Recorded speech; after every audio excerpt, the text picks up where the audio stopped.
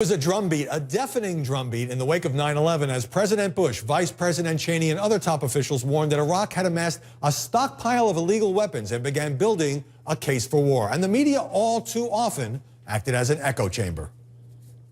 We don't want the smoking gun to be a mushroom cloud. The read we get on the people of Iraq is there's no question but what they want to get rid of Saddam Hussein, and they will welcome as liberators the United States when we come to do that. The White House hopes to call for a vote on the deadline resolution early next week. If it passes, then by March 17th, says a senior official, Saddam Hussein will finally be out of final opportunities. But even if it doesn't pass, the president has left no doubt that he's ready to go to war. This is Fox News and Fox News Channel continuing coverage of the campaign which now has begun to liberate and disarm Iraq. Joining us now, Rajiv Chandrasekaran, senior correspondent and associate editor of the Washington Post and author of the book Little America, which is just out in paperback. Mark Thompson, who covers national security and the military for Time Magazine. And back with us is Fred Francis, former NBC senior correspondent and the founder of 15seconds.com. Rajiv, didn't most of the media, with the benefit of hindsight, get rolled by the Bush administration during this run-up to war? Look, there was a lot of uncritical reporting out there. I'm going to make no excuses for it. But I think it's a little too simplistic to say the press just rolled over for the Bush administration. Iraq War. Hold on. There we go. Of course, there's the most obvious lie about Iraq. In fact, here's an image of all the weapons of mass destruction we found in Iraq. There we go. Took a while to find that image. But that wasn't the only lie used to bring about our complete annihilation of that country. For example, the idea that Saddam Hussein was connected to Al-Qaeda and perhaps played a role in the 9/11 attacks. William Safire at the New York Times in May 2002 wrote, Mohammed Atta, destined to be the leading September 11th suicide hijacker, was reported last fall by Czech intelligence to have met at least once with Saddam Hussein's espionage chief in the Iraqi embassy. Yes, Safire knew how to polish bullshit until it glimmered like a sapphire. Saddam's involvement with Mohammed Atta was, of course, proven to be non-existent. And seeing as this column is still up on the New York Times website, I thought I'd show you the correction they now have on that article. There it is. Thanks for clarifying that, New York Times. I would say the New York Times is only useful for covering the bottom of a bird cage, but I would fear they would lie the bird into an ill-advised war killing millions of people. But it doesn't stop there. Do you remember the anthrax attacks that happened after 9/11? Anthrax was mailed to press outlets and politicians. Well, to this day, some people still believe it had something to do with Iraq or Al-Qaeda.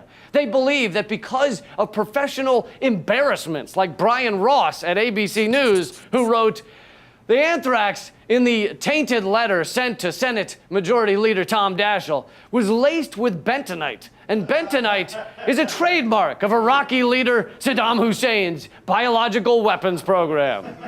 Salon pointed out all of those factual claims were completely false, demonstrably and unquestionably so.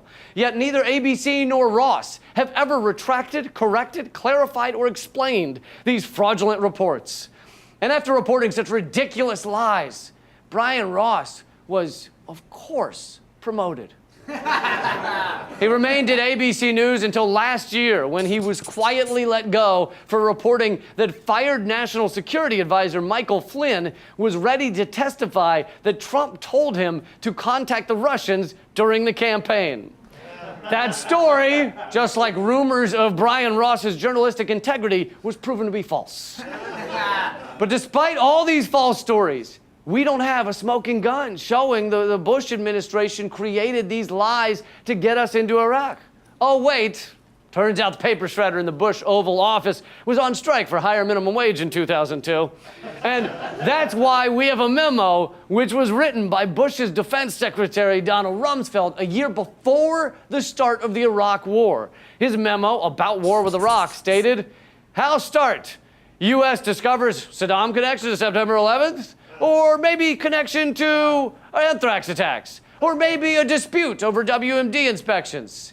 Yes, he wrote it down like he was mapping out a bad novel. How start horrible bloody war? Maybe Saddam found to moonlight as porn star. Who knows? You see this? Let's see, right here. Yeah, that's a war crime right there, and oh, here and here, and there. Yeah. You guys don't find war crimes as funny as I do, apparently. But anyway, this all laid the groundwork for an invasion that left roughly 1 million people dead. And now, most recently... So here's a story that seems like a huge deal to me, and it's getting no coverage. When I prep for this show, I go to minimum a dozen websites, probably between a dozen and 20 different websites, news sites. And I saw one article on this. One. Have I seen anything on cable news? No. They're too busy talking about Omarosa. I wish I was kidding. I'm not. And the other thing that they're talking nonstop about is Rudy Giuliani going on the Sunday shows and being a jackass and basically saying, he said, quote, "Truth isn't truth." The context of him saying it was like, oh, basically we don't know who's telling the truth, Trump or his detractors from in his administration. But media is taking that quote and they're throwing it everywhere and they're going, oh, Rudy Giuliani's so stupid. He doesn't even think truth is truth. It's just fodder. It's catnip for idiots. That's what's happening on mainstream media now. So here's the real story, which is getting no coverage and it's fucking infuriating. U.S. forces to stay in Iraq as long as needed. U.S. forces will stay in Iraq, quote, as long as needed to help stabilize regions previously controlled by the Islamic State.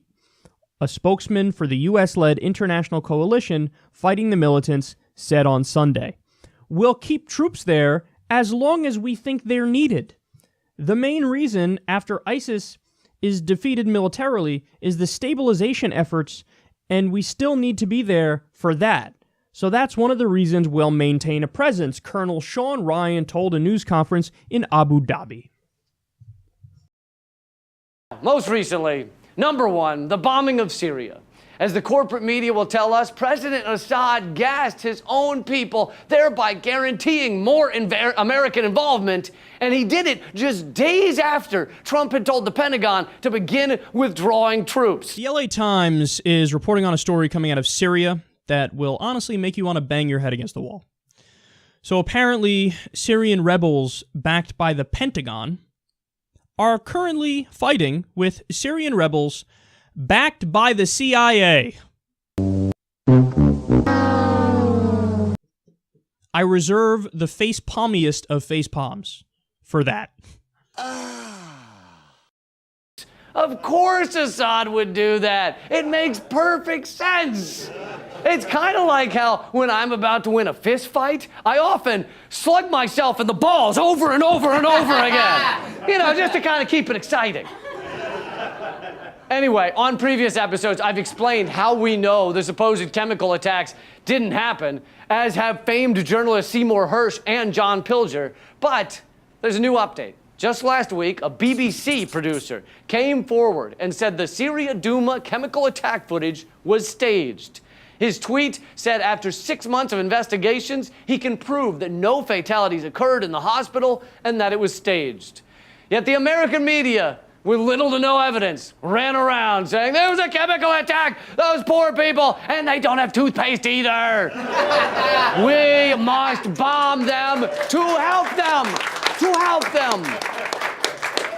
Let's talk about this chemical attack. You tweeted about the attack, and I'll put it up on the screen. You tweeted this: whoever is found responsible, be it the Syrian government, Al-Qaeda, or ISIS, all have access to chemical weapons, must be held accountable. Who do you believe is responsible for that chemical attack that killed so many civilians, including so many children? Here's the issue, Wolf, is what I believe, what you believe, or others believe is irrelevant. What matters here is the evidence and the facts. If President Assad is found to be responsible after an independent investigation for these horrific chemical weapons attacks, I'll be the first one to denounce him, to call him a war criminal, and to call for his prosecution, the International Criminal Court. Make sure that those consequences are there. But the key is now, with President Trump's reckless military strikes last night, it flew directly in the face of the action that the UN was working on at that time to launch an independent investigation, to find out exactly what the facts are, who was involved and who was responsible, so that the appropriate consequences could be levied. So, Congresswoman, when the Pentagon says it was the Rand Paul and a bunch of libertarians and progressives in Congress are finally proposing legislation to stop arming Saudi Arabia. And Rand is going to be interviewed about it here on CNN. And Wolf Blitzer is going to proceed to ask the face-palmiest of face-palm questions. We are refueling the Saudi bombers. So we are essentially part of the bombing campaign. We're helping them choose targets, and we are refueling the Saudi bombers that are dropping the bombs. It is said that thousands of civilians have died in Yemen because of this.